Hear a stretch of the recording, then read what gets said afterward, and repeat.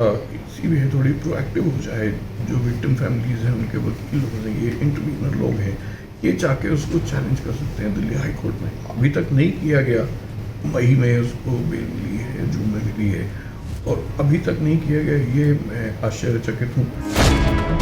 तो जून, जुलाई, अगस्त, सितंबर, अक्टूबर, नवंबर, 6 महीने 5 महीने बीत गए, अभी तक बेल को चैलेंज नहीं किया गया। हाई कोर्ट से आके चैलेंज करना चाहिए कि ये इनको गलत मिली है, बेल हमें से सेटिस्फाइड नहीं है और हम चाहते हैं इसको कैंसिल किया जाए। तो ये तो काम उनको करना चाहिए था अभी तक। क्या कभी डर नहीं लगा आपको कि आप इस केस में गवाह हैं जिसमें बचने की लगातार कोशिशें की जा रही हैं? 39 साल हो गया इंसाफ के लिए। नहीं, मुझे तो कोई इसमें ऐसा डर लगा नहीं। देखिए, सुरक्षा तो हम अपने हिसाब से अपनी प्रिकॉशन लेते हैं, लेकिन इसका मतलब ये नहीं कि कोई डर लगे। सावधानी तो बरतता ही आदमी, तो हम भी सावधानी बरतते हैं, लेकिन डर नहीं लगा। सच का साथ देने के लिए कोई डर नहीं लगता वैसे मुझे। आप देख रहे हैं know the times Punjab Kesari TV. 1984 दंगे को करीब सालों बीत चुके हैं, लेकिन अभी तक पीड़ितों को इंसाफ की राह देख रहे हैं। लेकिन जब बात करें सज्जन कुमार की, तो वो जेल में बंद है, लेकिन जगदीश टाइटर का केस अभी कोर्ट के अंदर चल रहा है। जगदीश टाइटर के केस में सीबीआई की तरफ से गवाह अभिषेक वर्मा हमारे साथ मौजूद हैं, उद्योगपति हैं। अभिषेक जी, अगर बात करें 39 साल का वक्त बीत चुका है, इंसाफ अभी तक नहीं मिल पाया है, वजह क्या मानते हैं इतनी देर इंसाफ के लिए हो रही है? 84 के बाद, दंगों के बाद, जब ये कमीशन बने, 9 कमीशन बने, 9 इंक्वायरी कमीशन, और 9 के 9 में जो भी रिपोर्ट आई है, वह 4 साल 5 साल बीते रिपोर्ट आई, इस सब में अपने टाइटलर जी जो हैं अपने निकलते गए। फाइनली इन्होंने सन 2010 में या 11 में इन्होंने अपने खिलाफ जो एफआईआर चल रही थी, उसमें सीबीआई को, कांग्रेस गवर्नमेंट होती थी, तो सीबीआई को करके इन्होंने प्रेशराइज करा के और इसमें क्लोजर रिपोर्ट लगवा दी। 2013 में जब मैंने, या 2014 में चिट्ठियाँ लिखनी शुरू करी, रिप्रेजेंटेशन दिए सरकार को, तब तक बीजेपी सरकार आ चुकी थी। तब ये जाके दोबारा केस खुला है। 2015 में जस्टिस एसी में होते थे SPS लालेर जी, उन्होंने इस केस को खोला, खोल के बोला कि भाई आप अपना लाई डिटेक्टर टेस्ट कराइए। उसके बाद सीबीआई को डायरेक्शन दी, तब जाके हमने 2018 में अपना लाई डिटेक्टर टेस्ट कराया, और 2019 के बाद से फिर से इन्वेस्टिगेशन शुरू हुई। फाइनली 2023 के मई में चार्जशीट दाखिल करी सीबीआई ने, और अब उसके बाद केस चल पड़ा है। तो जो नहीं चलने का कारण था वो ये था कि कोई ना कोई इंक्वायरी कमीशन बना के और उसमें ये रिपोर्ट में छूट जाए, बच गया है। इसलिए ये इसलिए बनी थी। इसका फैसला तो बहुत पहले हो चुका।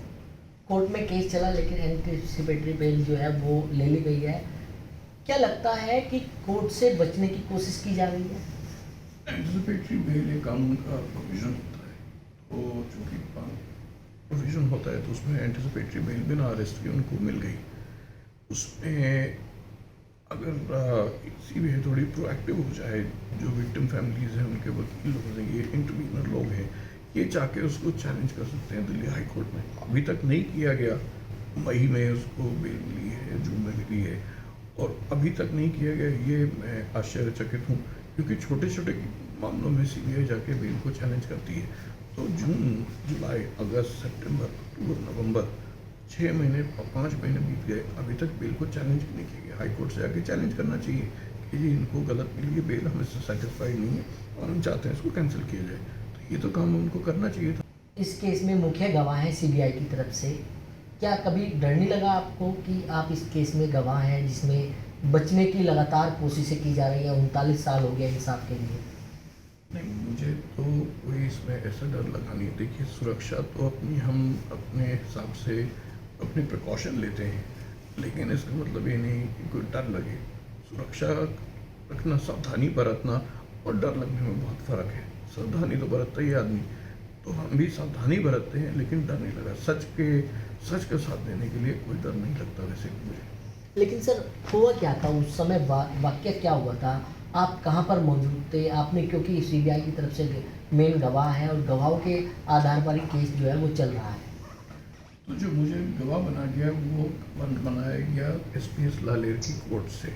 एसपीएस लालेर जी एसीएम में होते थे, उन्होंने मुझे एज ए गवाह इसमें इंक्लूड किया था केस में 2015 की जजमेंट में। तो ये जो है केस 1984 में शुरू हुए दंगे, जो मेरे सामने ही आंखों के सामने, तब मैं 16.5 साल का था। एम्स में मेरे पिता कांग्रेस के महासचिव थे, एमपी थे, तो हम लोग एम्स में इंदिरा गांधी की जब डेड बॉडी को मृत घोषित, मतलब उनकी बॉडी को जो मृत घोषित कर दिया गया, हम लोग 5:30 बजे बाहर निकले तो हमने अपने आंखों में सामने देखा स्कूटर वगैरह चल रहे हैं और रातों रात दंगे दिल्ली में शुरू हो गए थे। और एक उस समय जो दंगे हुए वो तो असंगठित तरीके से थे, कोई भी जिसका गुस्सा फूटा वो उसने निकाला। 1 नवंबर की सुबह से जो दंगे हुए हैं वो सुनियोजित तरीके से, संगठित तरीके से एचकेएल भगत, धर्मदास शास्त्री, ललित माकन, जगदीश टाइटलर, सज्जन कुमार, इन सब लोगों ने संगठित होकर इन्होंने दंगे कराए, जिसमें सिखों को मारा गया, टायर डाल के जला के, उनको ऊपर मिट्टी का तेल डाल के फैमिलीज के साथ गलत काम हुए। तो 1 नवंबर से 4 और 5 नवंबर तक ये, जब तक आर्मी दिल्ली में नहीं आई। आर्मी जब आई, आर्मी ने फ्लैग मार्च किए, तब जाके, क्योंकि पुलिस से तो कंट्रोल नहीं हुए थे, ये दंगे उस समय की बात है। अगर 1984 के पीड़ितों की बात करें, अब उनकी निगाहें भी आपके ऊपर टिकी हुई है, क्योंकि आपकी गवाही के ऊपर ही ये केस जो है वो अब कोर्ट के अंदर चल रहा है। क्या लगता है कि उन लोगों को इंसाफ मिल पाएगा? सच का साथ देने में और पीड़ितों का साथ देने में मैं अपना दृढ़ संकल्प कर चुका हूँ। मेरी तरफ से पूरी कोशिश रहेगी कि इसमें उनको जल्द से जल्द न्याय मिले। और मेरा विक्टिम फैमिली से और सीबीआई से एक आग्रह है, इस केस को जल्दी चलाएं, फास्ट ट्रैक बेसिस पे चलाएं। स्पेशल कोर्ट है सीबीआई की, तो वहाँ फास्ट ट्रैक बेसिस पे चल सकता है। इसको जल्दी चलाएं और 1 साल के अंदर 24 के अंदर इस केस का फैसला कोर्ट दे। ये हमारी कोर्ट से अनुग्रह है, आग्रह है।